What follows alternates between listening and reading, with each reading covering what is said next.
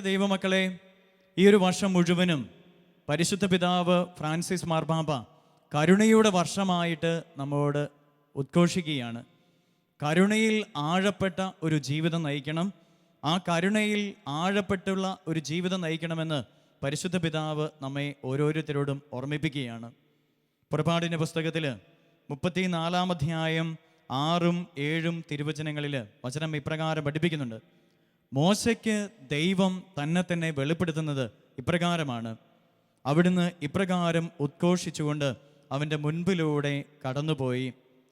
കർത്താവ് കാരുണ്യവാനും കൃപാനിധിയുമായ ദൈവം, കോപിക്കുന്നതിൽ വിമുഖൻ, സ്നേഹത്തിലും വിശ്വസ്തതയിലും അത്യുദാരൻ.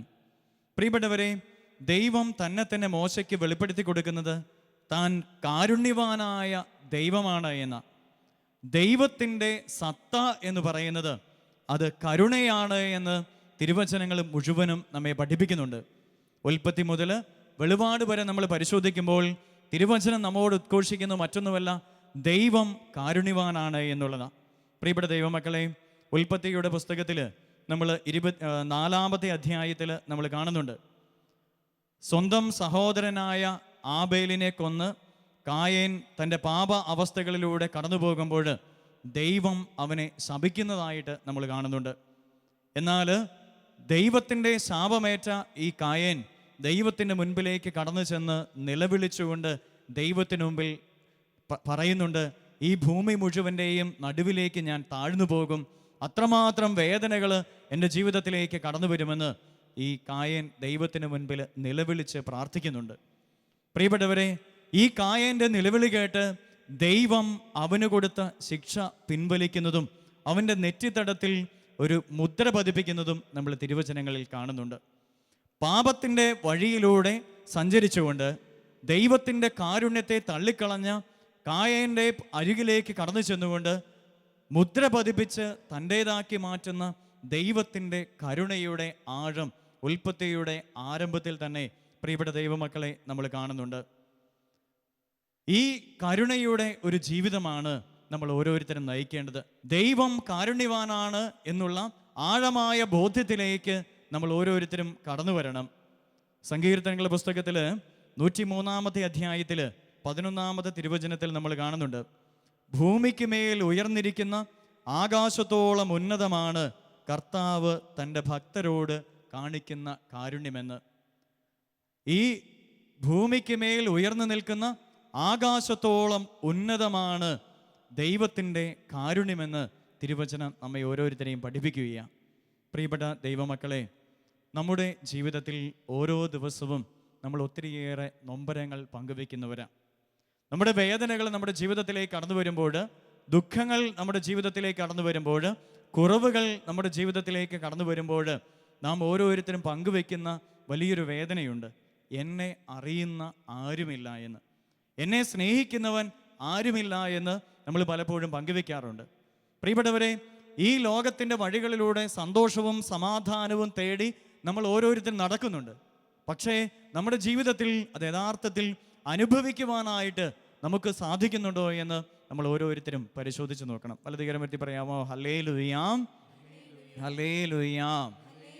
പ്രിയപ്പെട്ട ദൈവമക്കളെ, കഴിഞ്ഞ മാസത്തിൽ ആറാസി ധ്യാന കേന്ദ്രത്തിൽ നടന്ന ധ്യാനത്തിൽ ഒരു പയ്യൻ കടന്നു വന്നു, ഒരു ചെറുപ്പക്കാരൻ കടന്നു വന്നു. ഈ ചെറുപ്പക്കാരൻ കടന്നു വന്നിട്ട് എന്നോട് പറഞ്ഞു, അച്ഛാ എനിക്കിന്ന് അച്ഛനെ ഒന്ന് കാണണം എന്ന് പറഞ്ഞ് കടന്നു വന്ന് അവനെ കാണാനായിട്ട് മുറിയിലേക്ക് ഞാൻ കൊണ്ടുപോയി എൻ്റെ മുൻപിൽ ഇങ്ങനെ ഇരുത്തിയിരിക്കുക. അവന് MBA പഠനമൊക്കെ കഴിഞ്ഞ് നല്ല ജോലിയൊക്കെ കിട്ടി ഇങ്ങനെ ഇരിക്കുന്ന ഒരു പയ്യനാണ്. പിന്നെ എൻ്റെ അടുത്ത് വന്നിട്ട് പറഞ്ഞു, അച്ഛാ അത്യാവശ്യം നല്ല എല്ലാ സൗകര്യങ്ങളും എനിക്കുണ്ട്, നല്ല മാതാപിതാക്കളുണ്ട്, എല്ലാം ഉണ്ട്, പക്ഷേ എൻ്റെ ഉള്ളിൻ്റെ ഉള്ളിൽ ഒരു യഥാർത്ഥ സന്തോഷം എനിക്കില്ല അച്ഛാ, അത് കണ്ടെത്താനായിട്ട് എനിക്ക് സാധിക്കുന്നില്ല എന്ന് ഈ ചെറുപ്പക്കാരൻ എൻ്റെ അടുത്ത് പങ്കുവെക്കുകയുണ്ടായി.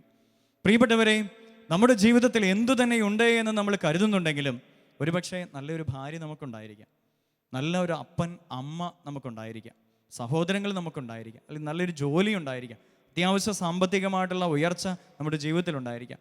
ഇതെല്ലാം ഉണ്ടായിരുന്നിട്ടും നമ്മുടെ ജീവിതത്തിൻ്റെ ആഴത്തിലേക്ക് നമ്മൾ കടന്നു ചെല്ലുമ്പോൾ നമ്മൾ തിരിച്ചറിയുന്ന ഒരു യാഥാർത്ഥ്യം, എന്നെ സ്നേഹിക്കാൻ ആരുമില്ല, നാം ആഗ്രഹിക്കുന്നത് പോലെയുള്ള ഒരു സന്തോഷവും സ്നേഹവും എൻ്റെ ജീവിതത്തിലേക്ക് ലഭിക്കുന്നില്ല എന്ന് പലപ്പോഴും നമ്മളൊക്കെ പങ്കുവെക്കാറുണ്ട്. പ്രിയപ്പെട്ടവരെ, ഈ ഒരു വർഷം കർത്താവ് നമ്മോട് പറയുന്നത്, അതുപോലെ തന്നെ ക്രിസ്തുമസിന് അടുത്ത് ഒരുങ്ങിക്കൊണ്ടിരിക്കുമ്പോൾ ഈശോനാഥൻ നമ്മോട് പറയുന്നത് മറ്റൊന്നുമല്ല, നിന്റെ നൊമ്പരങ്ങളും നിന്റെ വേദനകളും നിന്റെ ഇല്ലായ്മകളും നിന്റെ കുറവുകളും അറിയുന്നവൻ ഞാനാണ് എന്ന്, അറിയുന്നവനായ ഞാൻ നിന്റെ കൂടെയുണ്ട് എന്ന് കർത്താവായ ദൈവം നമ്മോട് ഓരോരുത്തരോടും ഓരോ നിമിഷവും അരുളി ചെയ്തുകൊണ്ടിരിക്കുക. വലതുകരം ഉയർത്തി പിടിച്ച് പറയാമോ? ഹല്ലേലൂയാ, ഹല്ലേലൂയാ. സ്വരം ഉയർത്തി പറ, ഹല്ലേലൂയാ. പ്രിയപ്പെട്ട ദൈവമക്കളെ, പലപ്പോഴും ദൈവത്തിൻ്റെ കരുണയെക്കുറിച്ച് നമ്മൾ ഓരോരുത്തരും ചിന്തിക്കാറുണ്ട്. എന്താണ് കരുണ എന്ന് നമ്മൾ ഓരോരുത്തരും ഒന്ന് പരിശോധിച്ച് നോക്കുന്നത് നല്ലതാണ്. ദൈവത്തിൻ്റെ കരുണ എന്താണ് എന്ന്, അർഹതയില്ലാഞ്ഞിട്ടും നമ്മുടെ ഓരോരുത്തരുടെയും ചൊരിയപ്പെടുന്ന അനന്തമായ സ്നേഹമാണ് കരുണ എന്ന് നമ്മൾ ഓരോരുത്തരും തിരിച്ചറിയുക. അർഹതയില്ലാതിരുന്നിട്ടും നമ്മുടെ ഓരോരുത്തരുടെയും ജീവിതത്തിലേക്ക് ചൊരിയപ്പെടുന്ന അനന്തമായ സ്നേഹമാണ് കരുണ എന്ന് പറയുക. നമ്മളൊന്ന് ഓർത്ത് നോക്കിക്കേ, ഇന്ന് നമ്മൾ ഓരോരുത്തരും ഈ ആലയത്തിലേക്ക് കടന്നു വന്നിരിക്കുകയാണ്. ദൈവത്തിൻ്റെ തിരുമുമ്പിൽ പ്രാർത്ഥിക്കുന്നുണ്ട്. നമ്മുടെ ജീവിതത്തിലെല്ലാം ഉണ്ട്. പക്ഷേ ഇതിന് എന്ത് യോഗ്യത നമുക്ക് ഓരോരുത്തർക്കും ഉണ്ട് എന്ന് നമ്മൾ ഓരോരുത്തരും പരിശോധിച്ച് നോക്കണം. പലപ്പോഴും നമ്മൾ പരിശോധിക്കുമ്പോൾ നമുക്ക് തിരിച്ചറിയുന്ന ഒരു യാഥാർത്ഥ്യം എന്ന് പറയുന്നത്, അർഹതയില്ലാതെ ഇരുന്നിട്ടും ദൈവം നമ്മുടെ ജീവിതത്തിലേക്ക് തൻ്റെ സ്നേഹത്തിൻ്റെ ആഴം നൽകിക്കൊണ്ടിരിക്കുകയാണ് എന്നുള്ള ഒരു യാഥാർത്ഥ്യം നമ്മൾ പലപ്പോഴും തിരിച്ചറിയുന്നുണ്ട്. പ്രിയപ്പെട്ട ദൈവമക്കളെ, ഇതാണ് ദൈവത്തിൻ്റെ ആഴമായിട്ടുള്ള കരുണ എന്ന് നമ്മൾ മനസ്സിലാക്കുക. ദൈവം കാരുണ്യവാനാണ് എന്ന് പറയുമ്പോൾ, ദൈവം അർഹതയില്ലാതിരുന്നിട്ടും നമ്മുടെ ജീവിതത്തിലേക്ക് തൻ്റെ സ്നേഹം ആഴത്തിൽ ഓരോ നിമിഷവും നൽകിക്കൊണ്ടിരിക്കുന്നുവെന്ന്. പ്രിയപ്പെട്ട ദൈവമക്കളെ, പലപ്പോഴും നമ്മുടെ ജീവിതത്തിൽ നമ്മൾ പാപം ചെയ്യാറുണ്ട്. എന്നാൽ പലപ്പോഴും പാപം ചെയ്യാനുള്ള പ്രലോഭനങ്ങൾ നമുക്കുണ്ടായിട്ടും നമ്മൾ പാപം ചെയ്യാതെ കടന്നു പോകുന്നുണ്ട്. ചില പാപ സാഹചര്യങ്ങൾ നമ്മുടെ ജീവിതത്തിലേക്ക് കടന്നു വരുമ്പോൾ നമ്മൾ പലപ്പോഴും അത് ചെയ്യാതെ കടന്നു പോകുന്നതിൻ്റെ ഒരു പ്രധാനപ്പെട്ട കാരണം എന്താണ് നമ്മൾ ചിന്തിച്ചു കഴിഞ്ഞാൽ നമുക്ക് മനസ്സിലാക്കാൻ സാധിക്കുന്ന ഒരു കാര്യം ഇതാണ്: പാപത്തെ ഭയപ്പെടുന്നു, അതിലൂടെ ലഭിക്കുന്ന ശിക്ഷയെക്കുറിച്ച് നാം ഓർത്ത് അതിനെ ഭയപ്പെട്ട് കടന്നു പോവുകയാണ്. പാപം ചെയ്യുമ്പോൾ അതിലൂടെ ലഭിക്കുന്ന ശിക്ഷയെക്കുറിച്ച്, അതിലൂടെ കടന്നു വരുന്ന ശിക്ഷയെക്കുറിച്ച് ഓർത്ത് അതിനെ ഭയപ്പെട്ടുകൊണ്ട് പലപ്പോഴും പാപ സാഹചര്യങ്ങളെ ഒഴിവാക്കി നമ്മൾ ഓരോരുത്തരും കടന്നു പോവുകയാണ്. നമ്മളൊന്ന് ചിന്തിച്ചു നോക്കിക്കേ, നമ്മൾ നടക്കുന്ന വഴികളിൽ, അതുപോലെ തന്നെ കേൾക്കുന്ന കാര്യങ്ങളിൽ പലപ്പോഴും നമുക്ക് കേൾക്കാനായിട്ട് ഇമ്പമുള്ളതിൻ്റെ അരികിലേക്ക് നമ്മൾ കടന്നു പോകുമ്പോൾ ഒരുപക്ഷെ നമ്മുടെ മനസ്സിലേക്ക് പെട്ടെന്ന് കടന്നു വരും, ഇത് കേട്ട് കഴിഞ്ഞാൽ ഒരുപക്ഷെ എനിക്ക് ശിക്ഷ ലഭിക്കും, അല്ലെങ്കിൽ ഇത് ചെയ്തു കഴിഞ്ഞാൽ എനിക്ക് ശിക്ഷ ലഭിക്കും എന്നുള്ള ഒരു ചിന്ത പലപ്പോഴും നമ്മുടെ ജീവിതത്തിൽ കടന്നു വരും. അതുകൊണ്ട് തന്നെ നമ്മുടെ ജീവിതത്തിൽ നിന്ന് പലപ്പോഴും പാപ സാഹചര്യങ്ങളെ ഒഴിവാക്കി നമ്മൾ ജീവിക്കാറുണ്ട്. എന്നാൽ ദൈവം നമ്മിൽ നിന്ന് ആഗ്രഹിക്കുന്നത് ഇതല്ല എന്ന് നമ്മൾ തിരിച്ചറിയുക. പാപത്തിലൂടെ നമ്മുടെ ജീവിതത്തിലേക്ക് കടന്നു വരുന്ന ശിക്ഷയെ ഓർത്ത് അതിനെ ഭയപ്പെട്ടുകൊണ്ടല്ല നമ്മുടെ ജീവിതത്തിൽ നാം പാപം ചെയ്യാതിരിക്കേണ്ടത്. എന്നാൽ ദൈവത്തിൻ്റെ അനന്തമായിട്ടുള്ള കാരുണ്യത്തെയും സ്നേഹത്തെയും ഓർത്തുകൊണ്ട് നിന്റെ ജീവിതത്തിൽ നിന്ന് പാപത്തെ ഒഴിവാക്കി ജീവിക്കുക എന്നുള്ളതാണ് ദൈവം നിന്നിൽ നിന്ന് ആഗ്രഹിക്കുന്നത് എന്ന് പ്രിയപ്പെട്ടവരെ നമ്മൾ ഓരോരുത്തരും തിരിച്ചറിയുക. നിന്റെ ജീവിതത്തിലേക്ക് പാപത്തിലൂടെ കടന്നു വരുന്ന ആ ശിക്ഷയെ ഓർത്ത് ഭയപ്പെട്ടല്ല നിന്റെ ജീവിതത്തിൽ നീ പാപം ചെയ്യാതിരിക്കേണ്ടത്. ഉപരിയായിട്ട് എന്നെ സ്നേഹിക്കുന്ന, എൻ്റെ പിന്നാലെ നടന്ന് എന്നെ വഴി നടത്തുന്ന, എൻ്റെ ജീവിതത്തെ ഉയർത്തുന്ന ഒരു ദൈവം എൻ്റെ അരികിലുണ്ട്. അവൻ കാരുണ്യവാനാണ്, അവൻ സ്നേഹനിധിയാണ്. ഈ ഒരു ചിന്തയോടുകൂടെ ദൈവം എന്നെ സ്നേഹിക്കുന്നത് കൊണ്ട് എൻ്റെ ജീവിതത്തിൽ നിന്ന് പാപത്തെ ഒഴിവാക്കണമെന്നുള്ള ഒരു ചിന്ത നമ്മുടെ ഓരോരുത്തരുടെയും നാം ജീവിതത്തിൽ സ്വീകരിക്കണമെന്ന് ദൈവം നമ്മിൽ നിന്ന് ആഗ്രഹിക്കുന്നുണ്ട് എന്ന് നമ്മൾ ഓരോരുത്തരും മനസ്സിലാക്കിയിരിക്കുക. പറഞ്ഞേ ഹല്ലേലൂയാ. സ്വരമുയർത്തി പറ ഹല്ലേലൂയാ, ഹല്ലേലൂയാ.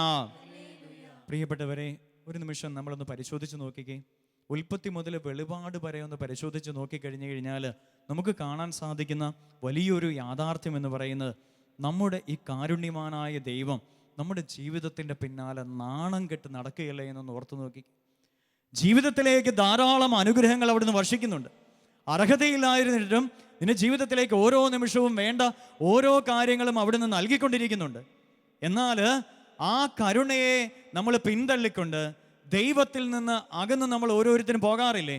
നമ്മുടെ പാപവഴികളിലൂടെ, നമ്മുടെ പാപചിന്തകളിലൂടെ ഈ ദൈവത്തെ ഉപേക്ഷിച്ച് നമ്മൾ ഓരോരുത്തരും ഓരോ നിമിഷവും അകന്നു പോകുന്നില്ലേ എന്ന് നമ്മളൊന്ന് പരിശോധിച്ച് നോക്കിക്കേ. എന്നിട്ടും ഈ ദൈവം, കാരുണ്യവാനായ ദൈവം, നാണം കെട്ട് നമ്മുടെ ഓരോരുത്തരുടെയും പിന്നാലെ കടന്നു വന്നുകൊണ്ട്, മകനെ നീ എന്നിലേക്ക് തിരിച്ചു വരിക, നിന്നെ ഞാൻ അനുഗ്രഹിക്കുമെന്ന് പറഞ്ഞ് ഈ ദൈവം നമ്മുടെ കൂടെ വരുന്നില്ലേ എന്ന് ഓർത്ത് നോക്കിക്കേ. നമ്മൾ കാണുന്നുണ്ട് വചനത്തിൽ, നമ്മൾ കാണുന്നത് ഹോസയ്യ പ്രവാചകന്റെ പുസ്തകത്തിൽ 14 അധ്യായം 1-2 തിരുവചനങ്ങളിൽ നമ്മൾ ഇപ്രകാരം വായിക്കുന്നുണ്ട്: ഇസ്രായേൽ, നിന്റെ ദൈവമായ കർത്താവിങ്കിലേക്ക് നീ തിരിച്ചു വരിക, കുറ്റം ഏറ്റുപറഞ്ഞ് കർത്താവിങ്കിലേക്ക് നീ തിരിച്ചു വരിക എന്ന്. പ്രിയപ്പെട്ടവരെ, അകന്നു പോയിട്ടും അവൻ്റെ പിന്നാലെ തൻ്റെ കാരുണ്യം വർഷിക്കുവാനായിട്ട് അവൻ്റെ പിന്നാലെ നടക്കുന്ന ദൈവം. പ്രിയപ്പെട്ട ദൈവമക്കളെ, നമ്മൾ ഓരോരുത്തരും തിരിച്ചറിയേണ്ട ഒരു യാഥാർത്ഥ്യം ഇതാണ്: എൻ്റെ ദൈവം എന്നെ ഇത്രമാത്രം ആഴത്തിൽ സ്നേഹിക്കുന്നുണ്ട്. ആ സ്നേഹത്തെ തള്ളിക്കളഞ്ഞുകൊണ്ട് ഇനി പാപത്തിൻ്റെ വഴിയിലേക്ക് ഞാൻ സഞ്ചരിക്കുകയില്ല. എൻ്റെ പിന്നാലെ നടന്ന് എന്നെ വഴി നടത്തുന്ന, എന്നെ അനുഗ്രഹിക്കുന്ന കാരുണ്യം എൻ്റെ ജീവിതത്തിലേക്കും എൻ്റെ കുടുംബത്തിലേക്കും എൻ്റെ ജോലി മേഖലകളിലേക്കും വർഷിച്ചുകൊണ്ടിരിക്കുന്ന ആ ദൈവത്തെ ഇനി വേദനിപ്പിക്കുകയില്ല. എൻ്റെ പാപം അതിനാൽ തന്നെ ഞാൻ എൻ്റെ ജീവിതത്തിൽ നിന്ന് ഉപേക്ഷിക്കുന്നുവെന്ന് ഒരു തീരുമാനമെടുക്കുവാനായിട്ട് നമുക്ക് ഓരോരുത്തർക്കും സാധിക്കണം. പറഞ്ഞേ ഹല്ലേലൂയ. സ്വരമുയർത്തി പറ ഹല്ലേലൂയ, ഹല്ലേലൂയ. വീണ്ടും നമ്മൾ കാണുന്നുണ്ട് റോമാലേഖനത്തിൻ്റെ 2 അധ്യായം 4 തിരുവചനം. ദൈവത്തിൻ്റെ കരുണയുടെ ലക്ഷ്യം എന്താണ് എന്ന് പൗലോസ്ലീഹ വ്യക്തമായിട്ട് നമ്മെ ഓരോരുത്തരെയും പഠിപ്പിക്കുകയാണ്. വചനം ഇപ്രകാരം പഠിപ്പിക്കുന്നു: ദൈവത്തിൻ്റെ നിസ്സീമമായ കരുണയും സഹിഷ്ണുതയും നീ നിസ്സാരമാക്കുകയാണോ ചെയ്യുന്നത്? നിന്നെ അനുതാപത്തിലേക്ക് നയിക്കുകയാണ് ദൈവത്തിൻ്റെ കരുണയുടെ ലക്ഷ്യമെന്ന് നീ അറിയുന്നില്ലേ? പറഞ്ഞേ ഹല്ലേലൂയ. ദൈവത്തിൻ്റെ നിസ്സീമമായ കരുണയും സഹിഷ്ണുതയും നീ നിസ്സാരമാക്കുകയാണോ ചെയ്യുന്നത്? പ്രിയപ്പെട്ടവരെ, നമ്മൾ ഓരോരുത്തരും നമ്മുടെ ജീവിതത്തിൻ്റെ വഴികൾ നമ്മൾ പരിശോധിച്ച് നോക്കണം. ദൈവം കാരുണ്യവാനാണ് എന്ന് നമ്മൾ കേൾക്കുമ്പോഴും ആ കരുണയെ ജീവിതത്തിലേക്ക് സ്വീകരിക്കാതെ ആ കരുണയെ നിസ്സാരമാക്കി തള്ളിക്കളഞ്ഞുകൊണ്ട് ജീവിക്കുന്ന ഒരു ജീവിതമാണോ നമ്മുടെ ജീവിതമെന്ന് നമ്മൾ ഓരോരുത്തരും പരിശോധിച്ച് നോക്കുക. വീണ്ടും നമ്മൾ വചനത്തിൽ കാണുന്നു, ഈ കരുണയുടെ ലക്ഷ്യം നിന്നെ അനുതാപത്തിലേക്ക് നയിക്കുകയല്ലേ എന്ന് വീണ്ടും വചനം നമ്മോട് ചോദിക്കുകയാണ്. അതേ പ്രിയപ്പെട്ട ദൈവമക്കളെ, ദൈവത്തിൻ്റെ കരുണയുടെ ലക്ഷ്യം, ദൈവം ഓരോ നിമിഷവും നമ്മുടെ ജീവിതത്തിലേക്ക് കാരുണ്യം വർഷിക്കുന്നത്, പാപത്തിൻ്റെ വഴികളിലൂടെ ദൈവത്തെ ഉപേക്ഷിച്ച് നാം ജീവിച്ചിട്ടും കരുണ നമ്മുടെ ജീവിതത്തിലേക്ക് ദൈവം വർഷിക്കുന്നത് നമ്മെ ഓരോരുത്തരെയും അനുതാപത്തിലേക്ക് നയിക്കുവാനാണ് എന്ന് പ്രിയപ്പെട്ടവരെ നമ്മൾ തിരിച്ചറിയുക. പറഞ്ഞേ ഹല്ലേലൂയ, ഹല്ലേലൂയ, ഹല്ലേലൂയ. പ്രിയപ്പെട്ട ദൈവമക്കളെ, അതിനു മുമ്പ് നാം തിരിച്ചറിയേണ്ട ഒരു യാഥാർത്ഥ്യമുണ്ട്. നാം ഓരോരുത്തരും പാപികളാണ് എന്നുള്ളത്. ഞാനും നിങ്ങളുമൊക്കെ പാപികളാണ് എന്നുള്ള ഒരു യാഥാർത്ഥ്യം നമ്മുടെ ജീവിതത്തിൽ നമ്മൾ തിരിച്ചറിയണം. റോമാലേഖനത്തിൻ്റെ 3 അധ്യായം 10 തിരുവചനം പഠിപ്പിക്കുകയാണ്: നീതിമാനായ ആരുമില്ല, ഒരുവൻ പോലുമില്ല എന്ന്. ഞാൻ ഓർക്കുക, ഒരു 3 വർഷം മുമ്പ് റാസി ധ്യാന കേന്ദ്രത്തിലായിരുന്നപ്പോൾ ഒരു സഹോദരി ഒരു ചേട്ടനെയും കൊണ്ട് എൻ്റെ അരികിൽ വന്നു. ഞാൻ ഓഫീസിലിരിക്കുമ്പോൾ ഒരു ചേട്ടനെയും കൊണ്ട് എൻ്റെ ഓഫീസിലേക്ക് കടന്നു വന്നിട്ട് പറഞ്ഞു: ചേട്ടാ, അച്ഛാ, എൻ്റെ ഈ ഭർത്താവാണ്, ഈ ഭർത്താവിന് വേണ്ടി നന്നായിട്ടൊന്ന് പ്രാർത്ഥിക്കണമെന്ന് പറഞ്ഞു. അപ്പോൾ ഞാൻ ചോദിച്ചു, എന്താ ചേച്ചി, എന്താ കാര്യമെന്ന് ചോദിച്ചു. അപ്പോൾ ഈ ചേച്ചി എന്നോട് പറഞ്ഞു: അച്ഛാ, ഈ എൻ്റെ ഭർത്താവ് കുമ്പസാരിച്ച് കുർബാന സ്വീകരിച്ചിട്ട് ഏകദേശം 10 വർഷത്തോളം കഴിഞ്ഞു വെച്ചാൽ, അതുകൊണ്ട് ഇദ്ദേഹത്തിന് വേണ്ടിയിട്ട് നന്നായിട്ടൊന്ന് പ്രാർത്ഥിച്ച് ഇദ്ദേഹത്തെ ഒന്ന് കുമ്പസാരിപ്പിക്കണമെന്ന് പറഞ്ഞു. അപ്പോൾ ഞാൻ ഈ ചേട്ടനോട് ചോദിച്ചു, എൻ്റെ പൊന്നു ചേട്ടാ, 10 വർഷമൊക്കെ ആയോ കുമ്പസാരിച്ചിട്ട്, എന്തുകൊണ്ടാണ് ഇത്രയും നാൾ കുമ്പസാരിക്കാതിരുന്നതെന്ന് അദ്ദേഹത്തോട് ചോദിച്ചു കഴിഞ്ഞപ്പോൾ അദ്ദേഹം എന്നോട് പറയാം: എൻ്റെ പൊന്നച്ചോ, അതിന് വല്ല പാപമൊക്കെ ചെയ്യുന്നുണ്ടെങ്കിലല്ലേ കുമ്പസാരിക്കേണ്ട കാര്യമുള്ളൂ എന്ന്. വലിയ പാപം ചെയ്യുന്നുണ്ടെങ്കിലല്ലേ കുമ്പസാരിക്കേണ്ട കാര്യമുള്ളൂ. അതിന് ഞാൻ വലിയ പാപമൊന്നും ചെയ്യുന്നില്ല അച്ചോ എന്ന് അദ്ദേഹം പറയുകയുണ്ടായി. പിന്നീട് അദ്ദേഹത്തിനെ കൂട്ടിക്കൊണ്ടുപോയിട്ട്, സാരമില്ല ചേട്ടൻ പാപം ചെയ്തില്ലെങ്കിലും കുഴപ്പമില്ല, ചേട്ടൻ നോക്കുന്നതല്ലേ, പലതും കാണുന്നതല്ലേ, പലതും സംസാരിക്കുന്നതല്ലേ, ഏതെങ്കിലുമൊക്കെ സാഹചര്യങ്ങളിൽ പാപം വന്നു പോയിട്ടുണ്ടാകുമെന്ന് പറഞ്ഞ് അദ്ദേഹത്തെ കൂട്ടിക്കൊണ്ടുപോയിട്ട് കുമ്പസാരത്തിന് ഒരുക്കമായിട്ടുള്ള ഒരു ലീഫ് ലെറ്റർ ഉണ്ട്, ഇതെടുത്ത് കയ്യിലേക്ക് കൊടുത്തിട്ട്, ചേട്ടൻ ഇത് ദൈവകാരുണ്യത്തിൻ്റെ മുൻപിലിരുന്ന് നന്നായിട്ടൊന്ന് വായിച്ച് ധ്യാനിക്കുക, അതിനുശേഷം ചേട്ടൻ എൻ്റെ അടുത്തേക്ക് തിരിച്ചു വരിക എന്ന് പറഞ്ഞു. പ്രിയപ്പെട്ടവരെ, ഒരു 1/4 മണിക്കൂർ കഴിഞ്ഞ് കഴിഞ്ഞപ്പോൾ അദ്ദേഹം എൻ്റെ ഇരയിലേക്ക് കടന്നു വന്നിട്ട് കണ്ണുനീരൊഴുക്കിക്കൊണ്ടാണ് കടന്നു വരിക. എന്നിട്ട് ഇദ്ദേഹം എന്നോട് പറഞ്ഞു, അച്ഛാ എനിക്കൊന്ന് കുമ്പസാരിക്കണം അച്ഛാ എന്ന് പറഞ്ഞു. പ്രിയപ്പെട്ട ദൈവമക്കളെ, പലപ്പോഴും നമ്മുടെ ജീവിതത്തിൽ സംഭവിക്കുന്ന വലിയൊരു അപകടം ഇതാ. പലപ്പോഴും നമ്മളും പറയാറുണ്ട്, ഞാൻ പാപം ചെയ്യുന്നില്ലല്ലോ എന്ന്. ഓരോ നിമിഷവും ചിന്തിക്കാറുണ്ട്, ഞാൻ പാപം ചെയ്യുന്നില്ലല്ലോ എന്ന്. എൻ്റെ ജീവിത പങ്കാളിക്ക് മുൻപിൽ പലപ്പോഴും നീ പറയാറുണ്ട്, എൻ്റെ കയ്യിൽ എന്താ കുറ്റം. അതുപോലെ തന്നെ മക്കളുടെ മുമ്പിൽ പറയാറുണ്ട്, മാതാപിതാക്കളുടെ മുമ്പിൽ നമ്മൾ പലപ്പോഴും പറയാറുണ്ട്, എൻ്റെ കാര്യത്തിൽ എന്താ ഇത്ര കുറ്റമെന്ന് പലപ്പോഴും നമ്മൾ ചിന്തിക്കാറുണ്ട്. എന്നാൽ പ്രിയപ്പെട്ട ദൈവമക്കളെ, മാറ്റമില്ലാത്ത വചനം നമ്മെ പഠിപ്പിക്കുക, ഈ ഭൂമിയിൽ നീതിമാനായിട്ട് ഒരുവൻ പോലുമില്ല എന്ന് വചനം പഠിപ്പിക്കുക. ഓർക്കണം, നമ്മൾ ഓരോരുത്തരും നമ്മുടെ ജീവിതത്തിൻ്റെ വഴികളിൽ നാം ഓരോ നിമിഷവും സഞ്ചരിച്ചു കൊണ്ടിരിക്കുമ്പോൾ പാപത്തിൻ്റെ വഴികളിലൂടെ പലപ്പോഴും നമ്മൾ കടന്നു പോകാറുണ്ട് എന്ന് നമ്മൾ തിരിച്ചറിയണം. എൻ്റെ നോട്ടത്തിലൂടെ പലപ്പോഴും പാപത്തിൻ്റെ അംശം എൻ്റെ ജീവിതത്തിലേക്ക് കടന്നു വരാറുണ്ട്. അതുപോലെ തന്നെ എൻ്റെ സംസാരത്തിലൂടെ പാപത്തിൻ്റെ അംശം എൻ്റെ ഹൃദയത്തിലേക്ക് കടന്നു വരാറുണ്ട്. എൻ്റെ നടത്തത്തിൽ പോലും, എൻ്റെ നോട്ടത്തിൽ പോലും, എൻ്റെ സംസാരത്തിൽ പോലും പാപത്തിൻ്റെ അംശങ്ങൾ എൻ്റെ ജീവിതത്തിലേക്ക് കടന്നു വരാറുണ്ട് എന്ന് പ്രിയപ്പെട്ടവരെ നമ്മൾ ഓരോരുത്തരും തിരിച്ചറിയുക. പറഞ്ഞേ ഹല്ലേലൂയ. സ്വരമുയർത്തി പറ ഹല്ലേലൂയ, ഹല്ലേലൂയ. അതിനാൽ തന്നെ പ്രിയപ്പെട്ടവരെ, ദൈവത്തിൻ്റെ കരുണ നമുക്ക് ആവശ്യമാണ്. ദൈവത്തിൻ്റെ കരുണ ഓരോ നിമിഷവും നമ്മുടെ ജീവിതത്തിൽ നമുക്ക് ആവശ്യമാണ്. പാപത്തിൻ്റെ വഴികളിലൂടെ സഞ്ചരിച്ചുകൊണ്ട് ദൈവത്തെ ഉപേക്ഷിച്ച് കടന്നു പോകുന്ന മക്കളായതിനാൽ തന്നെ നമ്മുടെ ജീവിതത്തിൽ കരുണ നമുക്ക് ആവശ്യമാണ് എന്ന് നമ്മൾ തിരിച്ചറിയുക. ബെനഡിക്റ്റ് 16 മാർപ്പാപ്പ ഇപ്രകാരം നമ്മെ പഠിപ്പിക്കുന്നുണ്ട്, വിശുദ്ധർക്ക് തങ്ങൾ പാപികളാണെന്നും ദരിദ്രരാണെന്നുമുള്ള തിരിച്ചറിവുണ്ടായിരുന്നു, അതിനാൽ അവർ കർത്താവിൻ്റെ കാരുണ്യത്തിലേക്ക് നോക്കിയെന്ന്. വിശുദ്ധർക്ക് അവർ പാപികളാണെന്നും ദരിദ്രരാണെന്നുമുള്ള തിരിച്ചറിവുണ്ടായിരുന്നു, അതിനാൽ അവർ കർത്താവിൻ്റെ കാരുണ്യത്തിലേക്ക് നോക്കിയെന്ന്. പ്രിയപ്പെട്ടവരെ, പാപികളാണെന്ന് തിരിച്ചറിയുന്നവർക്കാണ് ദൈവത്തിൻ്റെ കരുണയുടെ ആവശ്യം. ജീവിതത്തിൽ കുറവുകളുള്ളതെന്ന് തിരിച്ചറിയുന്നവർക്കാണ് ദൈവത്തിൻ്റെ കരുണയുടെ ആവശ്യം. അതുകൊണ്ട് നിന്റെ ജീവിതത്തിൽ നീ തിരിച്ചറിയണം, നീ കുറവുകളുള്ളവനാണ് എന്ന്, നീ കുറവുകളുള്ളവളാ. പാപത്തിൻ്റെ വഴിയിലൂടെ ഓരോ നിമിഷവും സഞ്ചരിക്കുന്ന മകനും മകളുമാണ് നീ എന്ന് ഓരോ നിമിഷവും നിന്റെ ജീവിതത്തിൽ തിരിച്ചറിയുമ്പോൾ നിനക്ക് മനസ്സിലാകും ദൈവത്തിൻ്റെ കരുണയുടെ ആവശ്യം, ദൈവത്തിൻ്റെ കരുണയുടെ ഒഴുക്ക് നിന്റെ ജീവിതത്തിൽ നിനക്കും ആവശ്യമുണ്ട് എന്ന് നീ തിരിച്ചറിയുക. വിശുദ്ധ കൊച്ചു ത്രേസ്യ അവളുടെ ജീവിതത്തിൽ ഇപ്രകാരം പറഞ്ഞു വെക്കുന്നുണ്ട്. അവൾ പറയുന്നുണ്ട്, ലോകത്തിലെ മറ്റു പാപികളിലേക്ക് നോക്കിയാൽ ഏറ്റവും വലിയ പാപം ചെയ്യുന്ന ഒരു വ്യക്തിയായിരിക്കുന്നേ ഞാൻ. എന്തുമാത്രം പാപം, എനിക്ക് ചിന്തിക്കാവുന്നതിലും അധികം പാപത്തിൻ്റെ അംശം എന്നിലേക്ക് കടന്നു വന്നാലും ഞാൻ ഭയപ്പെടുകയില്ല.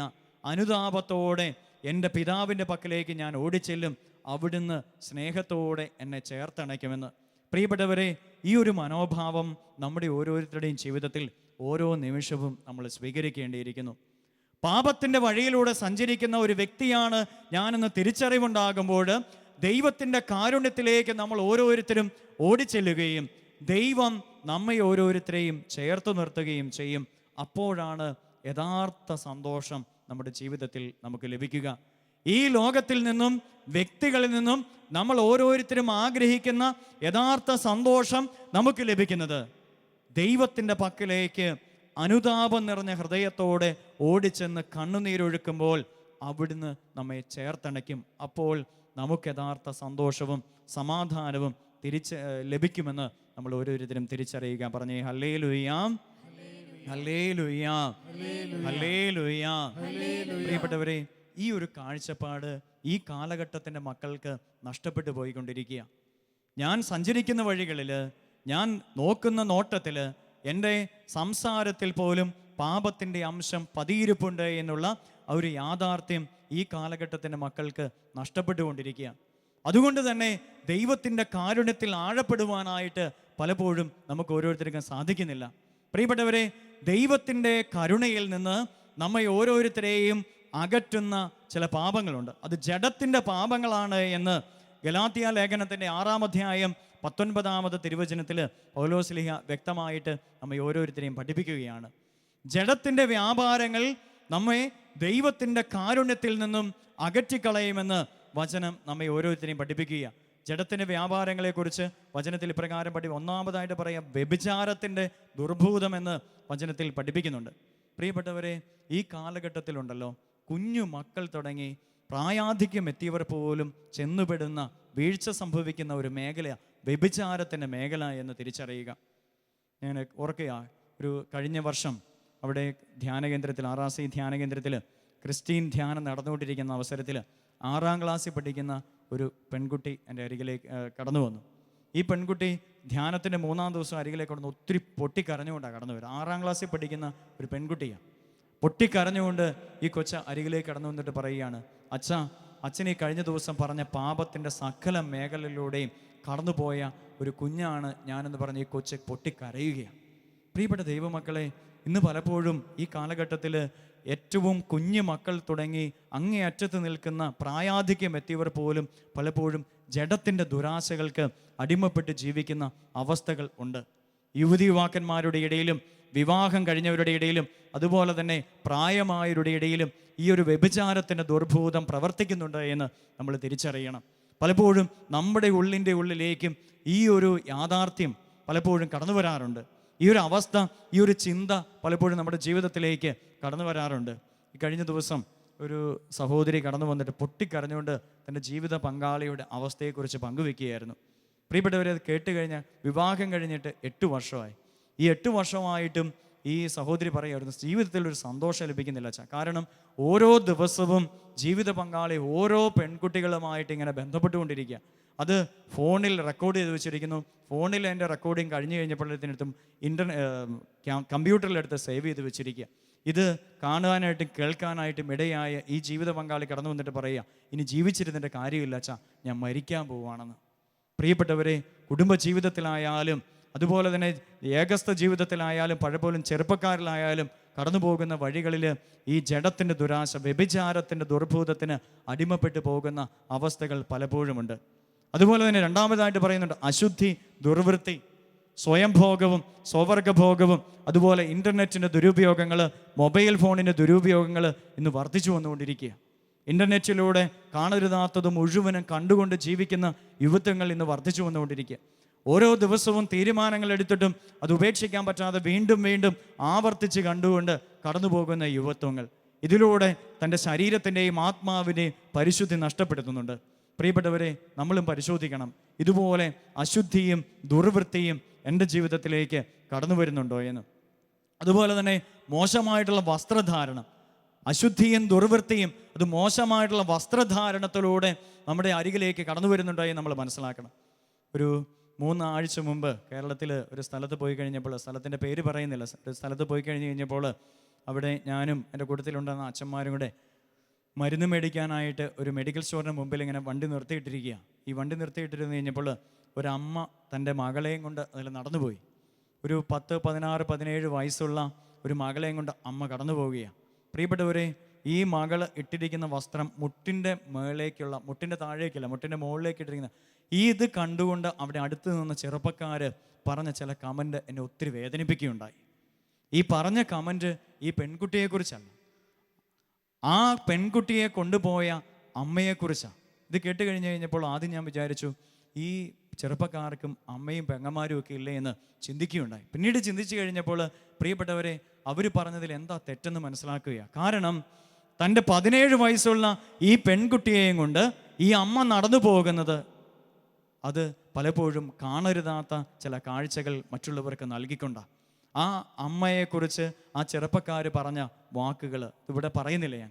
പ്രിയപ്പെട്ട അമ്മമാരെ, ഇത് ശ്രവിച്ചുകൊണ്ടിരിക്കുന്ന നിങ്ങൾ ഓരോരുത്തരും മനസ്സിലാക്കണം, ഇന്ന് കൊച്ചു കുഞ്ഞുങ്ങൾ വരെ മുതൽ വളർന്ന് വലുതായിട്ടുള്ള നിങ്ങളുടെ മക്കൾ പോലും ഇട്ടിരിക്കുന്ന വസ്ത്രത്തെക്കുറിച്ചുള്ള ഒരു ധാരണ നിങ്ങൾക്ക് ഓരോരുത്തർക്കും ഉണ്ടാകണം. ഈ കഴിഞ്ഞ ദിവസം ധ്യാനകേന്ദ്രത്തിലായിരുന്നപ്പോൾ ഒരമ്മ എൻ്റെ അരികിൽ വന്നിട്ട് പറഞ്ഞു, അച്ഛാ, ഇതിനെക്കുറിച്ച് വളരെ ശക്തമായിട്ട് സംസാരിക്കണം. കാരണം ഇത് പെൺകുട്ടികൾ ഇപ്രകാരമുള്ള അല്ലെങ്കിൽ ആൺകുട്ടികൾ ഇപ്രകാരമുള്ള വസ്ത്രധാരണത്തിലൂടെ കടന്നു പോകുമ്പോൾ അത് മറ്റുള്ളവർക്ക് ഒത്തിരി പ്രലോഭനങ്ങൾക്ക് കാരണമായി തീരുന്നുണ്ട് എന്ന് ഒരമ്മ എൻ്റെ അരികിൽ വന്നിട്ട് പറയുകയുണ്ടായി. പ്രിയപ്പെട്ടവരെ, ഈ ലോകത്തിന് അരുതാത്തത് നൽകിക്കൊണ്ട് കടന്നു പോകുന്ന മക്കള്, അതിലേറ്റവും അധികം ഇന്ന് പഴിക്കപ്പെടേണ്ടത് സ്വന്തം അമ്മമാരെയാണ് എന്ന് പ്രിയപ്പെട്ടവർ തിരിച്ചറിയുക. ഇന്ന് ഇത് ശ്രവിച്ചുകൊണ്ടിരിക്കുന്ന ഓരോ അമ്മമാരും തിരിച്ചറിയണം, നിങ്ങളുടെ മക്കളെ ഇപ്രകാരമാണ് നിങ്ങൾ വളർത്തിക്കൊണ്ടുവരുന്നത് എങ്കിൽ ഓരോ വ്യക്തികളുടെ, ഇത് കാണുന്ന വ്യക്തികളുടെയും നാവിൽ നിന്ന് ഉതിർന്നു വീഴുന്ന വാക്കുകൾ ഒരുപക്ഷെ നമ്മുടെ ചെവികൾക്ക് കേൾക്കാവുന്നതിനും അപ്പുറമായിരിക്കുമെന്ന് നമ്മൾ ഓരോരുത്തരും തിരിച്ചറിയുക. മോശമായിട്ടുള്ള വസ്ത്രധാരണത്തിലൂടെ നമ്മുടെ ശരീരത്തെ ദുർവൃത്തിക്ക് അടിമപ്പെടുത്തി ദൈവകാരുണ്യത്തിൽ നിന്നും നമ്മൾ അകന്നു പോകുന്നുണ്ടോ എന്ന് നമ്മൾ ഓരോരുത്തരും പരിശോധിച്ച് നോക്കുക. പൗലോസ്ലീഹ തെസ്സലോനിക്കാർക്ക് എഴുതിയ 1-ാമത്തെ ലേഖനത്തിൽ 4-ാം അധ്യായം 4-ാം തിരുവചനത്തിലൂടെ വചനം പഠിപ്പിക്കുന്നുണ്ട്. നിങ്ങൾ ഓരോരുത്തരും സ്വന്തം ശരീരത്തെ വിശുദ്ധിയിലും മാന്യതയിലും കാത്തു സൂക്ഷിക്കേണ്ടത് എങ്ങനെയെന്ന് നിങ്ങൾ അറിയണമെന്ന്. നിങ്ങൾ ഓരോരുത്തരും നിങ്ങളുടെ ശരീരത്തെ വിശുദ്ധിയിലും മാന്യതയിലും കാത്തു സൂക്ഷിക്കേണ്ടത് എങ്ങനെയെന്ന് നിങ്ങൾ അറിഞ്ഞിരിക്കണമെന്ന് പൗലോസ്ലീഹ തിരുവചനത്തിലൂടെ നമ്മെ പഠിപ്പിക്കുകയാണ്. പ്രിയപ്പെട്ട ദൈവമക്കളെ, സ്വന്തം ശരീരത്തെ വിശുദ്ധിയിലും മാന്യതയിലും കാത്തു സൂക്ഷിക്കേണ്ടത് എങ്ങനെയെന്ന് നമ്മൾ അറിഞ്ഞിരിക്കണമെന്ന് വചനം പഠിപ്പിക്കുക. മാന്യമായിട്ട് നമ്മുടെ ശരീരത്തെ കൊണ്ടു നടക്കണമെന്ന് വചനം വ്യക്തമായിട്ട് നമ്മുടെ മുൻപിൽ അവതരിപ്പിക്കുക. നിയമാവർത്തന പുസ്തകത്തിൻ്റെ 22-ാം അധ്യായം 5-ാം തിരുവചനം പഠിപ്പിക്കുകയാണ്. സ്ത്രീ പുരുഷൻ്റെയോ പുരുഷൻ സ്ത്രീയുടെയോ വസ്ത്രം അണിയരുത്. അപ്രകാരം ചെയ്യുന്നവർ നിന്റെ ദൈവമായ കർത്താവിന് നിന്ദ്യരാണ് എന്ന് വചനം പഠിപ്പിക്കുകയാണ്. അതേ പ്രിയപ്പെട്ട ദൈവമക്കളെ, ദൈവത്തിൻ്റെ കരുണയ്ക്ക് അർഹതയില്ലാത്ത വിധം നീ കടന്നുപോകും. നിന്റെ ജീവിതത്തിൽ ദൈവത്തിൻ്റെ വചനത്തിന് വിരുദ്ധമായിട്ട് പ്രവർത്തിച്ച് ശരീരത്തെ നിന്ദ്യമാക്കി കഴിയുമ്പോഴെന്ന് നീ തിരിച്ചറിയുക. പറഞ്ഞേ ഹല്ലേലൂയാ. വലതുകരം ഉയർത്തിപ്പിടിച്ച് പറ ഹല്ലേലൂയാ. അതുപോലെ തന്നെ മറ്റൊരു പ്രധാനപ്പെട്ട പാപമാണ്, ദൈവത്തിൻ്റെ കാരുണ്യത്തിൽ നിന്ന് നമ്മെ അകറ്റിക്കളയുന്ന മറ്റൊരു പ്രധാനപ്പെട്ട പാപം മദ്യപാനം. ഇന്ന് കുഞ്ഞുങ്ങളും സ്ത്രീകളും കുടുംബം മുഴുവനും പലപ്പോഴും മദ്യപാനത്തിന് അടിമപ്പെട്ട അവസ്ഥകളുണ്ട്. പലപ്പോഴും നമ്മളൊക്കെ ഈ കേരളത്തിലൊക്കെ ജീവിച്ചിരിക്കുമ്പോൾ ഇവിടെ ഇരിക്കുന്നവർ പറയും ബാംഗ്ലൂരിലുള്ളവർ മുഴുവൻ അല്ലെങ്കിൽ പുറമേ ഉള്ളവർ മുഴുവൻ ഇപ്രകാരം കടന്നു പോകുന്നതെന്ന്. പ്രിയപ്പെട്ടവരെ, ഈ അടുത്ത നാളിൽ എറണാകുളത്ത് പോകുവാനായിട്ട് ഇടയായി കഴിഞ്ഞപ്പോൾ എറണാകുളത്ത് വൈകുന്നേരം അതിൽ നടന്നു കഴിഞ്ഞപ്പോൾ കണ്ട ഒരു കാഴ്ച, കുറേ പെൺകുട്ടികൾ ചേർന്ന് കൂട്ടം കൂടിയിരുന്ന് മദ്യപിക്കുന്ന കാഴ്ച കാണുവാനായിട്ട് ഇടയായി. പ്രിയപ്പെട്ടവരെ, പലപ്പോഴും നമ്മുടെ മക്കളെയൊക്കെ ബാംഗ്ലൂർ പോലെയുള്ള നഗരങ്ങളിലേക്കൊക്കെ അയച്ചു കഴിയുമ്പോൾ നമ്മൾ പറയും അവരെല്ലാം മോശപ്പെട്ടു പോവുകയാണെന്ന്. അവിടെയുള്ളവരെ കുറിച്ചൊക്കെ പലപ്പോഴും പറയാനുണ്ട്. എന്നാൽ നമ്മൾ ഓരോരുത്തരും മനസ്സിലാക്കിയിരിക്കുക, നമ്മുടെ അരികിലായിരിക്കുന്ന നമ്മുടെ മക്കള്, നമ്മുടെ അരികിലായിരിക്കുന്നവർ പോലും ഇപ്രകാരമുള്ള അവസ്ഥകളിലൂടെ കടന്നു പോകുന്നുണ്ട് എന്ന് പ്രിയപ്പെട്ടവരെ നമ്മൾ ഓരോരുത്തരും തിരിച്ചറിയണം. അതുപോലെ തന്നെ അസൂയ, വെറുപ്പ്, വിദ്വേഷം, പക, വൈരാഗ്യം ഇതെല്ലാം സ്വന്തം ഹൃദയത്തിൽ കൊണ്ടു നടന്ന് ശരീരത്തെയും മനസ്സിനെയും അശുദ്ധമാക്കിക്കൊണ്ടിരിക്കുകയാണ്. പ്രിയപ്പെട്ട ദൈവമക്കളെ, ദൈവത്തിൻ്റെ കാരുണ്യത്തിലുള്ള ജീവിതം നയിക്കുവാനായിട്ട് ദൈവം നമ്മെ ഓരോരുത്തരെയും വിളിക്കുമ്പോൾ നമ്മൾ ഓരോരുത്തരും ഒന്ന് പരിശോധിച്ച് നോക്കുക. ഇപ്രകാരം ജഡത്തിൻ്റെ ദുരാശകൾക്ക്, ശരീരത്തിൻ്റെ ആസക്തികൾക്ക് എന്നെ വിട്ടുകൊടുത്തുകൊണ്ട്, എൻ്റെ ശരീരത്തെ വിട്ടുകൊടുത്തുകൊണ്ട്, അത് വ്യഭിചാരമായിരിക്കാം, അശുദ്ധിയായിരിക്കാം, ദുർവൃത്തിയായിരിക്കാം, മദ്യപാനമായിരിക്കാം, വെറുപ്പിലായിരിക്കാം, വിദ്വേഷത്തിലായിരിക്കാം, പകയിലായിരിക്കാം, ഏത് അവസ്ഥയിൽ നിന്റെ ശരീരത്തെയും നിന്റെ ആത്മാവിനെയും അശുദ്ധിക്ക് വിട്ടുകൊടുത്ത് നീ ദൈവകാരുണ്യത്തിൽ നിന്ന് അകന്ന് ജീവിക്കുന്നുവെന്ന് നന്നായിട്ട് നീ ഒന്ന് പരിശോധിച്ച് നോക്കണം. പ്രിയപ്പെട്ട ദൈവമക്കളെ, നമ്മൾ ഓരോരുത്തരും പരിശോധിക്കുക. ഞാൻ എൻ്റെ ജീവിതത്തിൽ പാപം ചെയ്യാതിരിക്കുന്നത് പാപത്തിലൂടെ ശിക്ഷ ലഭിക്കുമെന്നുള്ളത് കൊണ്ടല്ല. അതിലുമുപരി എൻ്റെ ജീവിതത്തിൽ ഞാൻ പാപം ചെയ്യുമ്പോൾ, എൻ്റെ ശരീരത്തെ ഞാൻ ദുർവൃത്തിക്ക് വിട്ടുകൊടുത്തു കഴിയുമ്പോൾ, എൻ്റെ ശരീരത്തെ തിന്മയ്ക്ക് ഞാൻ വിട്ടുകൊടുത്തു കഴിയുമ്പോൾ, അതിലൂടെ എൻ്റെ ദൈവം, എന്നെ സ്നേഹിക്കുന്ന ദൈവം വേദനിക്കുകയാണല്ലോ എന്നുള്ള ആ വലിയ ബോധ്യത്തിൽ നിന്നുകൊണ്ട് നമ്മുടെ ജീവിതത്തെ പാപത്തിൽ നിന്ന് ഒഴിവാക്കുവാനായിട്ട് നമുക്ക് ഓരോരുത്തർക്കും സാധിക്കണം. അപ്പോൾ ഹോസിയ പ്രവാചകനിലൂടെ അരുളി ചെയ്യപ്പെട്ട ആ വചനത്തിൻ്റെ വാഗ്ദാനം, ഹോസിയ പ്രവാചകന്റെ പുസ്തകം 14-ാം അധ്യായം 4-ാം തിരുവചനത്തിലൂടെ വാഗ്ദാനം ചെയ്യപ്പെട്ട ആ അനുഗ്രഹം, ഞാൻ അവരുടെ അവിശ്വസ്തതയുടെ മുറിവിണക്കും, അവരുടെ മേൽ എൻ്റെ കരുണ വർഷിക്കും. ഈ ഒരു വചനത്തിൻ്റെ വാഗ്ദാനം നമ്മിലേക്ക് ദൈവം ഒഴുക്കുക തന്നെ ചെയ്യും. അതിനു വേണ്ടിയിട്ട് നമുക്ക് പ്രാർത്ഥിക്കാം.